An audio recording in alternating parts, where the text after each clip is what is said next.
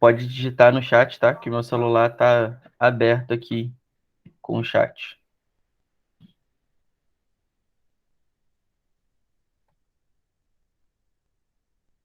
Então, só relembrando, né? Na aula passada a gente discutiu sobre a primeira lei da termodinâmica e a gente falou sobre as transformações, né? Transformação isotérmica, onde a temperatura é constante, e quando a minha temperatura é constante, a minha variação de energia interna dentro de um sistema, ela é zero. Na transformação isométrica, ou isovolumétrica, ou isocórica, onde o volume é constante, nesse tipo de transformação, a gente tem que o trabalho ele é igual a zero. A transformação isobárica, onde a pressão é constante. Nessa parte aqui, né, nenhum dos meus termos da equação da minha primeira lei da termodinâmica é zero.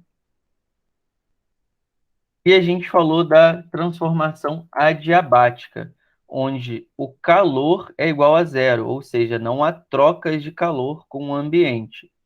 Se reparar aqui, ó, tanto uma curva adiabática quanto uma isotérmica são curvas, né? Não são retas. E a diferença entre elas é a inclinação dessas curvas.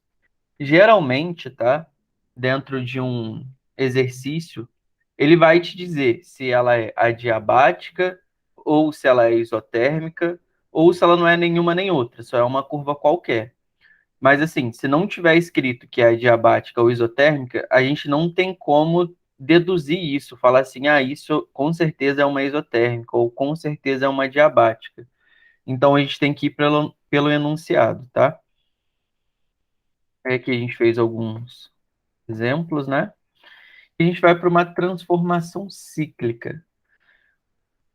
Aí, vale lembrar do que é um ciclo, né? O ciclo é uma coisa que começa e termina, né? No mesmo lugar. Então, se está fazendo ciclos, ele vai e volta para o mesmo lugar.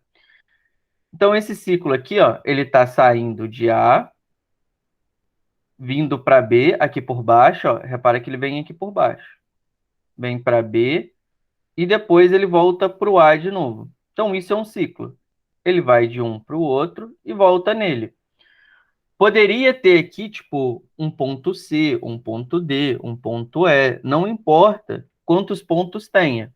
Se ele sai de A e volta para o A de novo, isso é uma transformação cíclica, independente do caminho que ele está fazendo. Aí aqui a gente tem algumas coisas. Esse ciclo aqui, ele está indo no sentido horário ou no sentido anti-horário?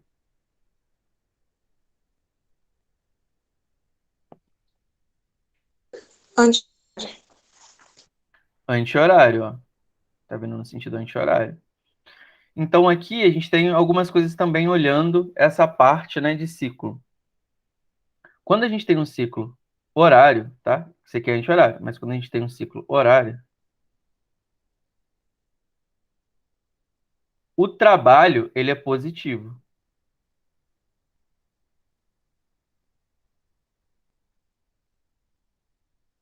Agora,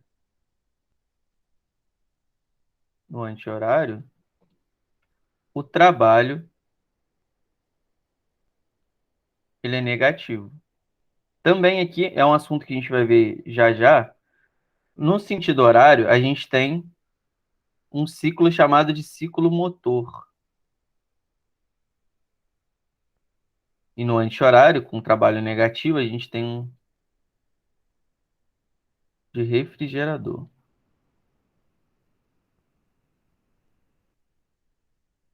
Uma outra coisa aqui. Ele sai de A e volta para A. Então, repara o seguinte. Aqui, ele tem uma certa pressão, um certo volume, né? Que é diferente do de B. Aqui, ó, se a gente fosse colocar aqui. Repara aqui, eu tenho uma pressão A, um volume A, que é diferente da pressão de B e o volume de B. Ah, mas por que eu quero falar isso? Como que está a temperatura aqui? Isso daqui é uma isotérmica? com certeza de A para B é uma isotérmica? O que vocês acham?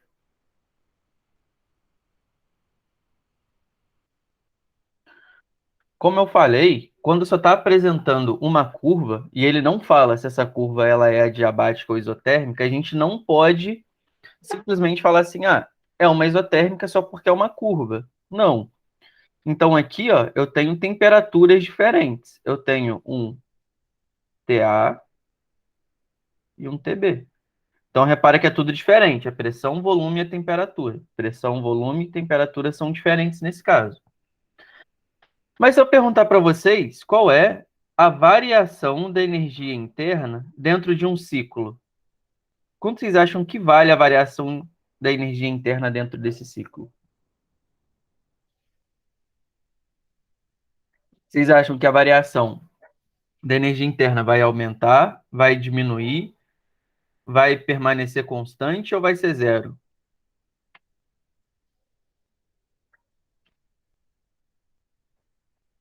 Lembrando que variação da energia interna, ela é 3 meios GNR delta T. Então, N é o número de mols, R é a constante dos gases ideais. Então, a única coisa que está influenciando diretamente aqui a minha energia interna é a variação da temperatura. Então, se ele sai do A e volta para o A de novo, quanto vocês acham que vai valer essa variação de energia interna?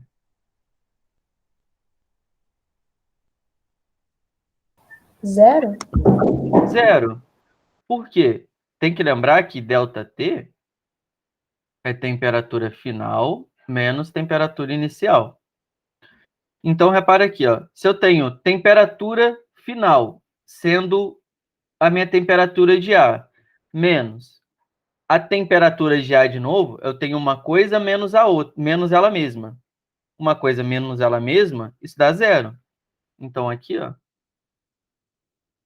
minha variação de energia interna sempre dentro de um ciclo, isso aqui contando no ciclo, que ele saia do ar e volte para o ar de novo. Isso aqui sempre vai ser zero, tá? Independente do caminho que ele fez. E por quê? Porque a temperatura inicial é TA e a final é TA também. Então eu tenho uma coisa menos ela mesma, ok? Alguma dúvida sobre isso?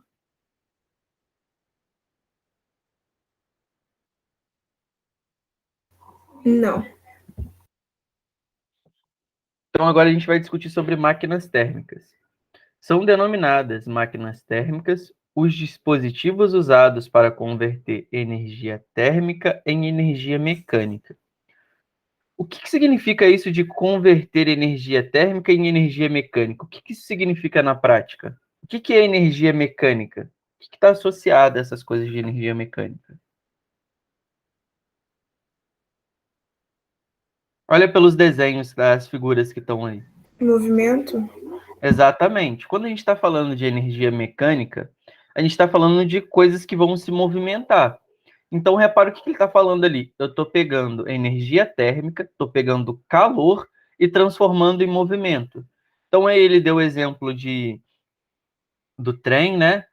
Deu exemplo desse aqui que parece ser um carrinho, um carro, os ferros de passar, um avião também que tem um motor ali dentro, né?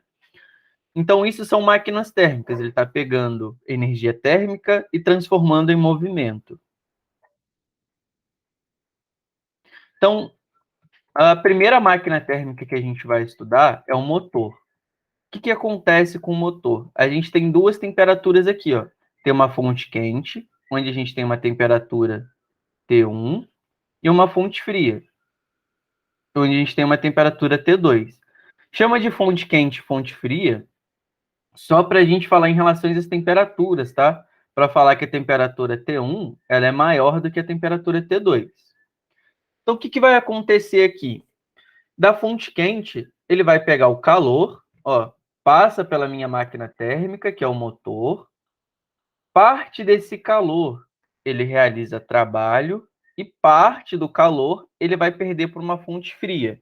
Então, olha o que está acontecendo. Eu injeto calor no motor, parte saiu como trabalho e parte perdeu para a fonte fria. Repara que aqui, ó, nem tudo está sendo transformado em trabalho, né? Eu estou perdendo um pouco aqui ainda. Então, pela conservação aqui, ó, vamos pensar em rendimento. Como que a gente calcula rendimento de alguma coisa? Independente se é da física. Vocês lembram como que calcula rendimento?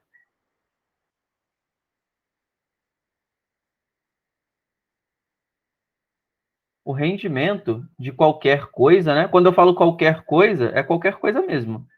É o quanto você está fornecendo. Então, aqui, ó. Como aqui a gente está falando de energias, né? Vamos pensar aqui em potência. É a potência fornecida sobre a potência utilizada. Útil, né? Vamos pensar assim, potência útil. Então, o rendimento de qualquer coisa é o quanto eu estou realmente utilizando sobre tudo que me é fornecido. Quando eu tenho o meu maior rendimento, quando eu tenho, tipo, 100% de rendimento, é quando eu estou fazendo o quê?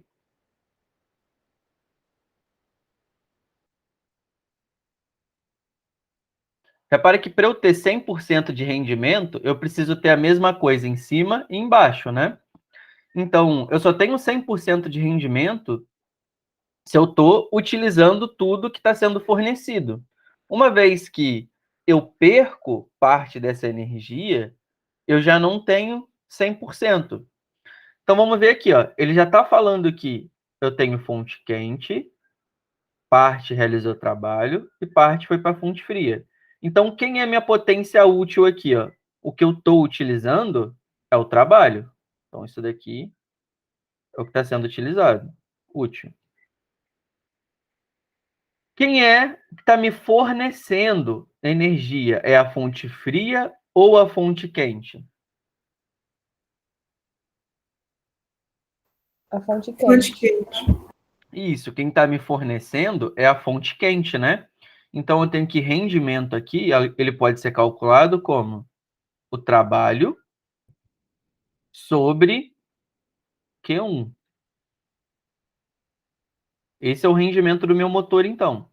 Outra coisa, pela conservação da energia, eu tenho que o Q1, ele precisa ser a soma do trabalho mais o Q2, porque eu não perdi energia nesse momento, né? Nesses momentos aqui. Quando eu digo perder, é transformar energia, tá? Eu não ganhei nem perdi quando aconteceu isso aqui, ó. Então, a soma de Q2 mais o trabalho precisa ser exatamente o que eu tenho no meu Q1. Se a gente reorganizar esses termos aqui, eu posso falar que o trabalho ele é igual ao Q1 menos o Q2. Quando eu faço isso, eu posso substituir dentro dessa fórmula. E eu chego numa relação que é o seguinte. O trabalho é 1 menos Q2 sobre Q1. Então, são as duas formas, tá? Da gente ver o rendimento de um motor.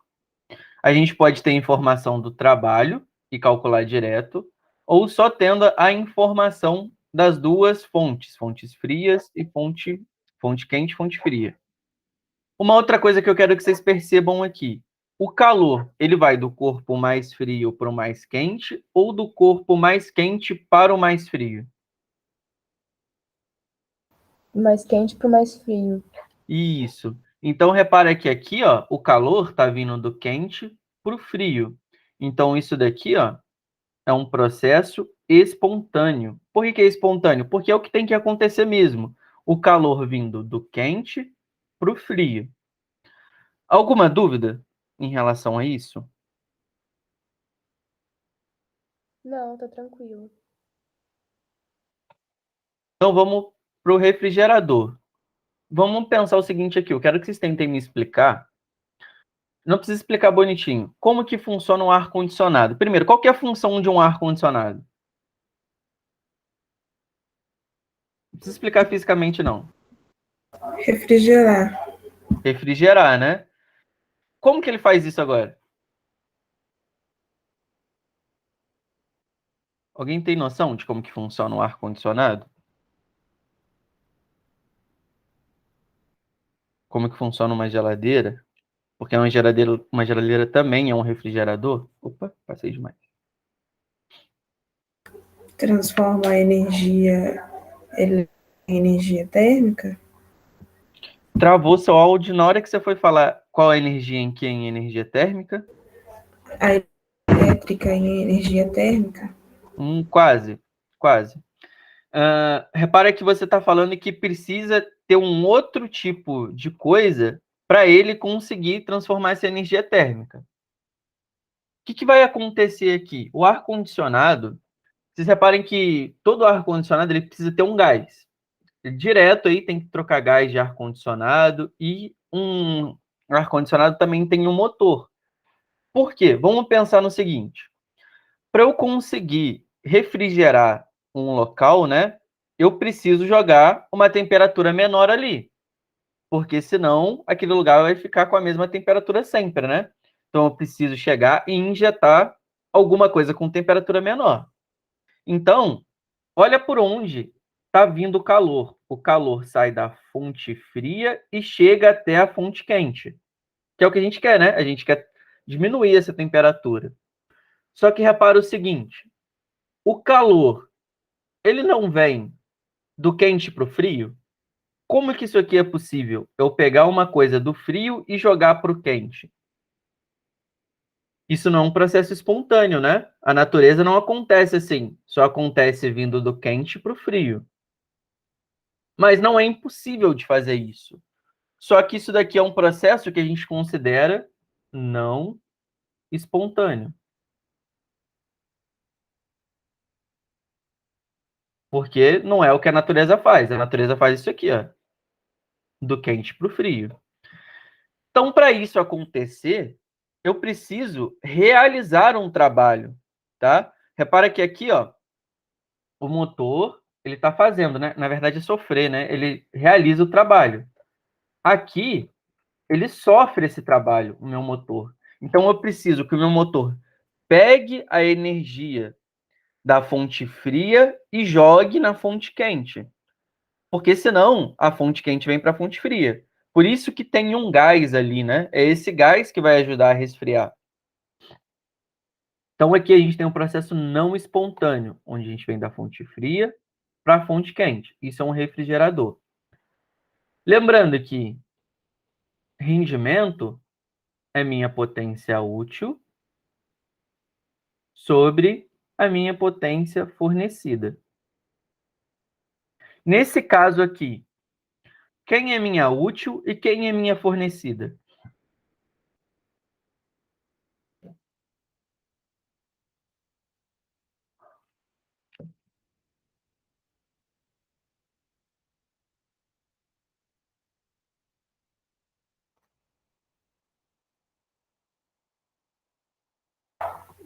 A fornecida é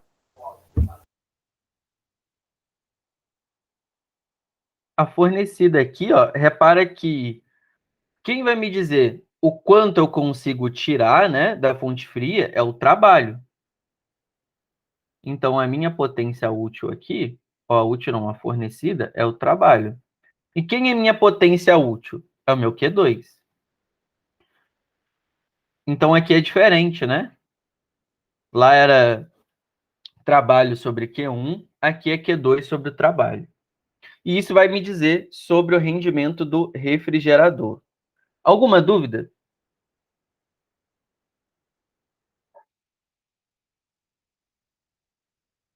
Não. Então, ok. Então, aqui a gente tem o ciclo de Carnot, tá? Sade Carnot, ele foi um cientista, tá? Foi um físico que voltou o estudo dele para essa parte de máquinas térmicas. Assim, eu vou contar uma historinha para vocês, que é o que foi contado para mim, e eu não sei se isso é verdade, tá? Mas basicamente era o seguinte: na época da Revolução Industrial, eles não estavam preocupados com o rendimento das máquinas. Eles só queriam as máquinas funcionando e pronto. Só queriam máquinas. Então, tinham máquinas lá que tinham um rendimento, por exemplo, de 3%, de 1%. Vocês julgariam esse rendimento bom ou ruim? que vocês acham? Uma máquina operando a 3 a 1%. É ruim, né? Porque você não está conseguindo utilizar o máximo dela ali. Então, mas eles não se importavam com isso. Mas com o tempo, né, fez-se necessário o estudo para melhorar o rendimento dessas máquinas. Então, Carnot foi uma dessas pessoas. E ele conseguiu chegar num ciclo que é o seguinte: o ciclo ideal, então quando ele fala que é o ideal, é o máximo que aquela máquina consegue.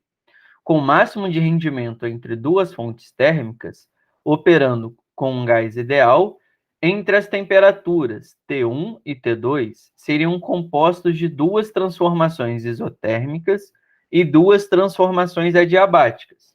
E ele é conhecido como ciclo de Carnot. Então aqui, ó, esse é o ciclo para qualquer máquina que opere a duas temperaturas tenha o seu rendimento máximo. Então ele precisa de uma expansão isotérmica, uma expansão adiabática. Viu aquilo que eu falei para vocês? Eles vão falar, né, no enunciado ou vai dizer no gráfico quando é uma coisa isotérmica ou quando é adiabática. E duas compreensões, sendo ela adiabática e isotérmica. Agora vamos pensar numa coisa aqui. Ele chegou nessa relação aqui, ó. Q2 sobre Q1 é igual a T2 sobre T1. Vamos pensar no rendimento. O rendimento do motor, a gente encontrou uma coisa assim, ó. Opa, já estou colocando a resposta.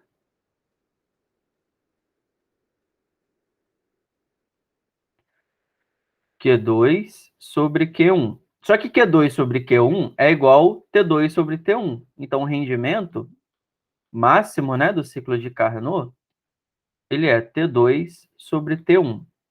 E uma outra coisa, pelo ciclo de Carnot, ele fala o seguinte: não existe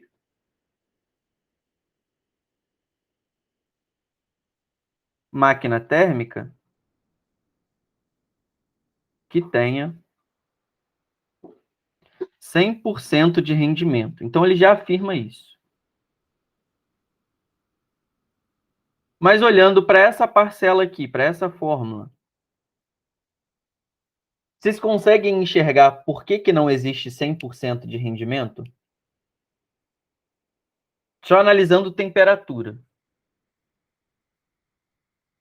Para ter 100% de rendimento, o que tem que acontecer com essa parcela aqui, ó? Com essa parcela de T2 menos T1. Ó, T2 sobre T1. Ela tem que valer quanto para isso ser 100%? Repara que isso aqui só vai ser 100%, né? Isso aqui precisa ser 1. Se isso aqui for 0.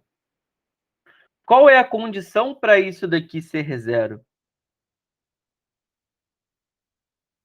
É somente se o meu T2 ele for 0. Então, o que ele está falando? Que para eu ter aqui 100% de rendimento, eu preciso que lá no meu reservatório de fonte fria seja 0 Kelvin. O 0 Kelvin, né? Porque aqui não é Celsius. Lembrando que todas as temperaturas que a gente está discutindo é em Kelvin. O 0 Kelvin é o zero absoluto, né? Não é uma coisa prática. A gente não consegue chegar no 0 Kelvin assim. Então, não tem como. Eu sempre vou ter uma temperatura aqui, né? Que vai ser diferente de 0. Então, se eu tenho coisas diferentes de 0 aqui, eu nunca vou chegar nesse 100%. Então, o ciclo de Carnot, ele sempre vai dar o meu máximo rendimento. E uma outra coisa, que não existe uma máquina térmica que tenha 100% de rendimento. Se em alguma questão ele falar isso, vocês já podem marcar opção isso como errado, né? Porque não tem como. Alguma dúvida sobre isso?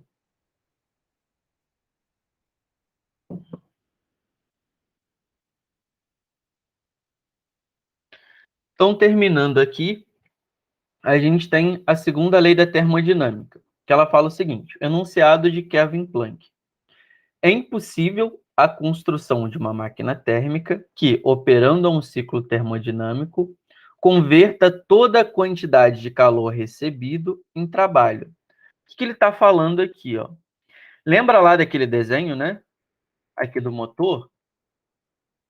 ele fala que eu não consigo transformar todo esse calor que eu estou recebendo em trabalho. Repare que se eu transformar tudo aqui, né, eu tenho as mesmas quantidades. O que isso significa? Um trabalho de 100%.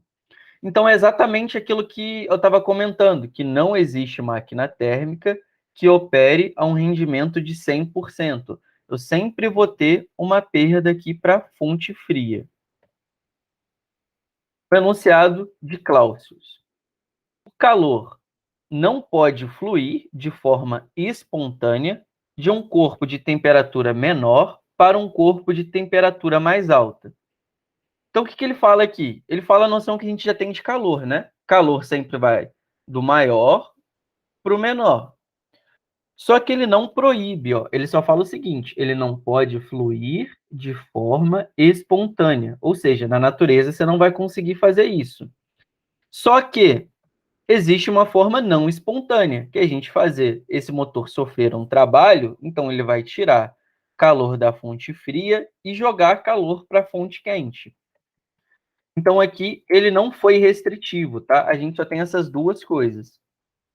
Alguma dúvida? Alguém não entendeu algum dos conceitos de hoje? Tá ok? Posso passar para os exercícios? Tá ok. Então vamos lá. Primeira questão aqui do Enem do ano passado. Tanto a conversão de materiais biológicos como o resfriamento de certos fotodetectores exigem baixas temperaturas, que não são facilmente atingidas por refrigeradores. Uma prática comum para atingi-las é o uso de nitrogênio líquido, obtido pela expansão adiabática do gás N2. Então vamos lá. Aqui ele falou uma coisa, que é obtido pela expansão adiabática do gás N2. Lembrando que uma coisa adiabática é quando o calor é igual a zero, tá? Então, isso daqui, e eu não vou conseguir colocar aqui. Adiabática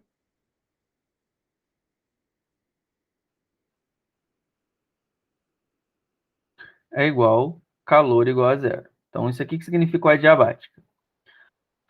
Contido em um recipiente acoplado a um êmbolo, que resulta no resfriamento em temperaturas que chega até seu ponto de liquefação, em menos 196 graus Celsius. A figura exibe o esboço de curvas de pressão em função do volume ocupado por uma quantidade de gás para os processos isotérmico e adiabático. Aí aqui ele fala de novo isotérmico e adiabático. Lembrando que isotérmico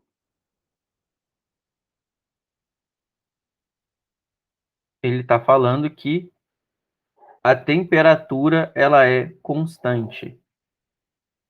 As diferenças entre esses processos podem ser identificadas com base na primeira lei da termodinâmica, que associa a variação da energia interna à diferença entre o calor trocado com o meio exterior e o trabalho realizado com o processo. Então, aqui ó, ele está falando o seguinte, ó, aqui ele está falando a fórmula da primeira lei da termodinâmica. Só que ele falou um pouquinho diferente. Ele falou assim, ó, ΔU, a variação da energia interna, é igual à diferença entre o calor trocado e o trabalho. Eu estava apresentando para vocês, né, nessa forma aqui, ó, que é igual a ΔU mais o trabalho. Mas não tem problema, né? Porque aqui o que ele fez? Ele jogou o trabalho para o outro lado e está falando em relação à variação da energia interna. Aí ele fala o seguinte: a expansão adiabática viabiliza o resfriamento do N2, por quê? Aí vamos só olhar aqui o gráfico. De novo, eu batendo no ponto de que ele precisa te falar quem que é a isotérmica e quem que é a adiabática. Então ele fala que a curva de cima é isoterma e a curva de baixo é adiabática. Então, aqui ele está falando o seguinte: a expansão adiabática viabiliza o resfriamento por quê? Então, isso aqui é igual a zero, né? Porque isso aqui é adiabático. Então, a gente tem essa relação aqui, ó. Só colocando. Vamos ver se isso vai ajudar a gente em alguma coisa. A entrada de calor ocorre... Aí a gente já começa aqui, ó. Entrada de calor. Vai entrar calor nesse nosso sistema? Porque repara que a diabática não tem troca de calor. O calor é igual a zero. Então, não entra e nem sai calor. Aí ele já começa aqui, ó. A entrada de calor. Entra calor nisso aqui, nesse sistema? Não. Então, não entra calor. Então, isso aqui está errado. A saída do calor. Tá vendo que eu nem tô lendo o resto, porque o errado já está aqui, ó. Não entra nem sai. Não entra nem sai. Então, isso aqui é zero. Ó, então, isso aqui tá mentira. A variação da energia interna é nula. Então, vamos lá. Primeiro que a variação de energia interna, ela não é nula. Que o que é nulo é o calor. Então, aqui também já está errado, né? Essa parte aqui é mentira, porque a variação da energia interna é igual menos o trabalho. Mas vamos continuar lendo. E o trabalho é associado diretamente ao fluxo de calor, que diminui a temperatura do sistema. Então, vamos lá. A variação da energia interna, ela está relacionada com aumentar ou abaixar a temperatura. Então, se ele fala que é zero, eu não tenho nem aumento, nem diminuição da temperatura. Então, essa parte aqui não está sendo condizente com isso, né? Agora ele fala o seguinte: o trabalho é associado diretamente ao fluxo de calor. Não, o trabalho está sendo associado diretamente à variação da energia interna. Então, isso daqui também é falso. A variação da energia interna é nula. Já nem vou continuar aqui, ó. Nem vou continuar falando disso daqui, porque a gente já viu que a variação da energia interna não é nula, né? Ela é aqui, ó. Então, isso daqui está errado também. O trabalho é associado diretamente à variação da energia interna e não à troca de calor entre o gás e o ambiente. Aí aqui sim, ó. Repara que o trabalho ele está sendo associado à energia interna, ó. Então tá certo essa parte, essa primeira parte está ok, e não a troca de calor entre o gás e o ambiente, correto? Porque é uma expansão adiabática. Expansão adiabática não tem troca de calor. Então a resposta correta é a letra E. Uma coisa que vocês têm que observar aqui: os únicos conceitos que vocês precisariam saber aqui era o que era uma adiabática, o que era uma isotérmica. Você nem precisava lembrar da fórmula, porque ele já está te falando da fórmula aqui, ó. Ele já fala o que é a fórmula. A variação da energia interna, que associa a variação da energia interna à diferença entre o calor trocado com o meio ambiente e o trabalho realizado no processo. Então, a importância de saber o que significa cada coisa dessa daí. Alguma dúvida? Alguém não entendeu alguma parte aqui que eu tentei explicar? Deu para entender, pessoal. Então, vamos para a próxima aqui. Em um manual de instruções de uma geladeira, constam as seguintes recomendações. Aliás, é uma questão também do ano passado. Mantenha a porta de seu refrigerador aberta apenas o tempo necessário. Segundo, é importante não obstruir a circulação do ar com a má distribuição dos alimentos nas prateleiras. Terceiro, deixe um espaço de, no mínimo, 5 centímetros entre a parede traseira do produto, dissipador serpentinado e a parede. Tá, vamos discutir um pouco isso daqui. Por que vocês acham que tem que ter essas recomendações aqui para o uso da geladeira? Para que serve cada ponto desse daqui? Para o melhor funcionamento da geladeira. Sim, vamos discutir o primeiro. Por que eu só posso abrir a porta da geladeira quando for necessário? Por que eu não posso deixar a porta da geladeira aberta para sempre? Senão não vai manter a temperatura fria do Exatamente. Ó. ambiente, né? Se a porta está aberta, né? Vamos pensar aqui numa porta aberta. Aí aqui tá as coisas dentro da geladeira. isso vai ficar trocando calor para sempre, né? Aqui vai resfriar, só que aí o ambiente, como ele está mais quente do que a geladeira, ele vai ficar cedendo calor aqui para dentro. Então, meus objetos, eles nunca vão estar numa temperatura boa para conservação, né? Então, isso aqui é ok. Então, eu só posso abrir quando for necessário, porque eu não fico trocando calor sempre. E essa segunda parte aqui, ó, é importante não obstruir a circulação do ar com a má distribuição dos alimentos nas prateleiras. Então, ele está falando o seguinte aqui nessa segunda. Que eu tenho uma prateleira com muita coisa, e aqui eu tenho uma prateleira com um pouquinho de coisa só. Por que não é ideal fazer isso? Sempre tentar distribuir melhor isso dentro da geladeira.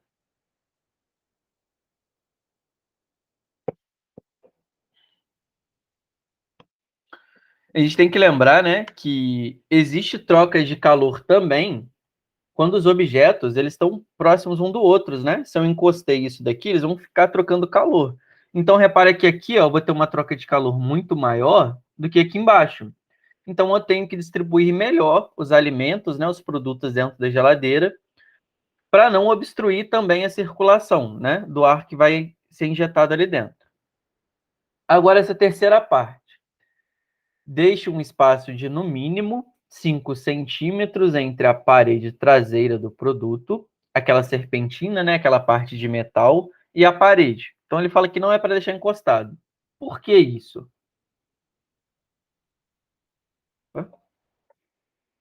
Qual é a necessidade de deixar esse espaço?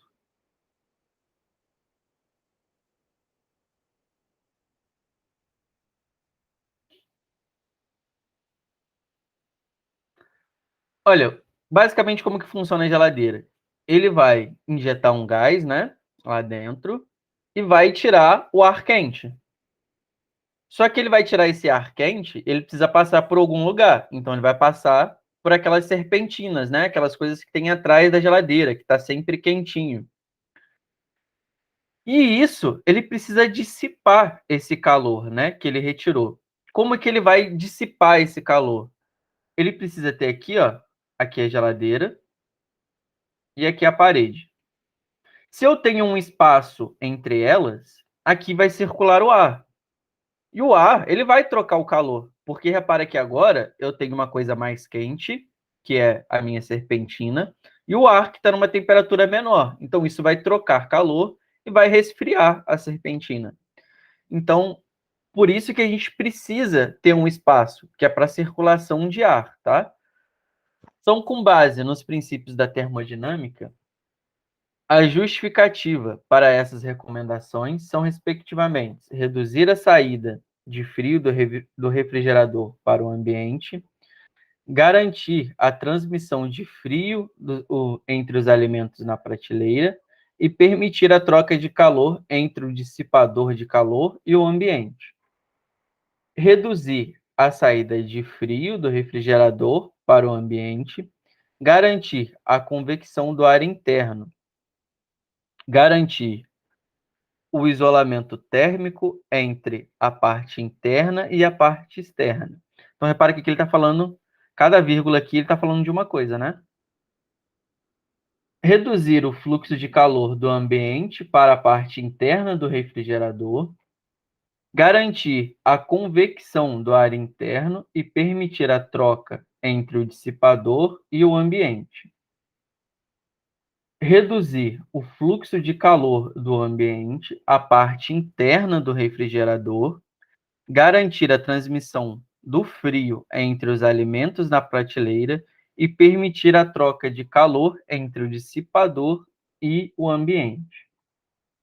Letra E, reduzir o fluxo de calor do ambiente para a parte interna do refrigerador, garantir a convecção do ar interno e garantir o isolamento térmico entre as paredes interna e externa.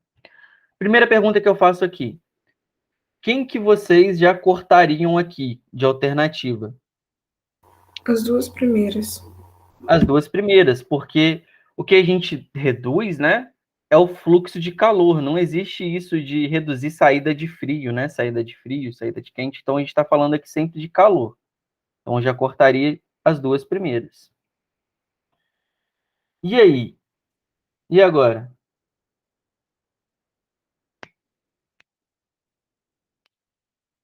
Repara que a primeira parte é igual para todo mundo, né? Que é aquela ideia de a gente não deixar a porta aberta, porque a gente está reduzindo o fluxo de calor do ambiente para a parte interna do refrigerador. Então, isso daí as três estão corretas. E agora o restante?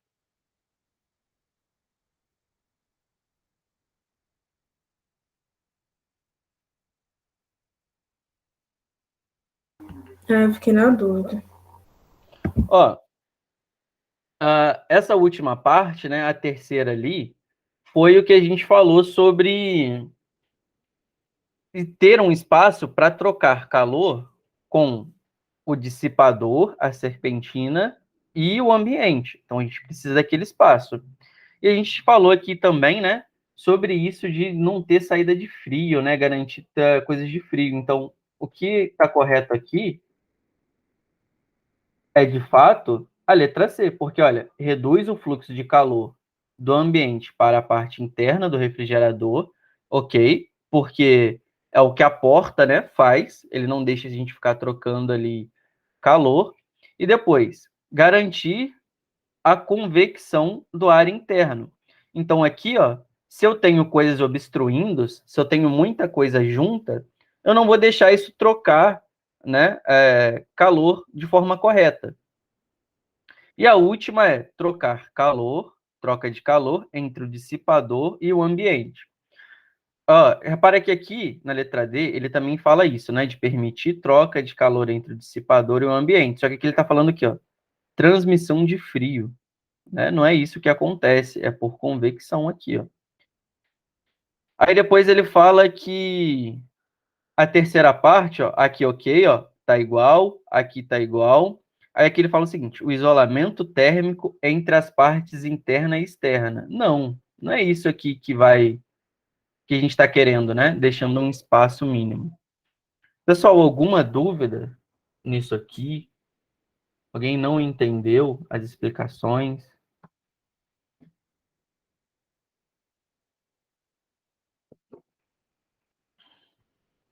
Deu para entender, professor? Vou fazer só a última aqui, então. Os materiais são classificados pela sua natureza química e estrutural. E as diferentes aplicações requerem características específicas, como a condutibilidade térmica, quando são utilizados, por exemplo, em utensílios de cozinha.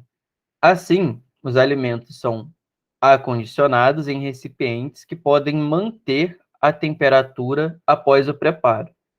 Considere a tabela que apresenta condutibilidade K, térmica, K, de diferentes materiais utilizados na confecções de panela. Aí tem os materiais aqui. Qual dos materiais é recomendado para manter um alimento aquecido por um maior intervalo de tempo? Então, repara o seguinte, eu até hoje nunca comentei com vocês sobre isso de condutibilidade térmica. Mas sobre o que a palavra está falando, condutibilidade térmica. Então, da ideia de conduzir, né? Então, se ele tem um coeficiente grande, né? Ele conduz mais ou menos energia térmica? O que vocês acham? Mais energia. Oi?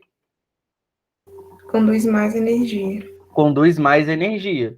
Só que repara uma coisa: se ele conduz mais energia, vocês acham que ele perde isso mais facilmente ou é mais difícil perder energia? Ele conduz energia facilmente. Isso. Então, se ele consegue conduzir fácil, ele também vai perder essa energia de forma fácil. Então, o que eu quero? Eu quero um material que tenha uma baixa condutibilidade ou uma alta condutibilidade. O que vocês acham? Baixa condutibilidade. Então, você marcaria qual opção? Cerâmica. Cerâmica, porque se vocês olharem aqui na tabela, é o menor valor que a gente tem. Então, pessoal, estou encerrando a aula de hoje, tá? Qualquer dúvida sobre qualquer coisa aí, pode me chamar no WhatsApp. Fiquem super à vontade. Bons estudos para vocês e bom feriado, tá? Um abraço para todos.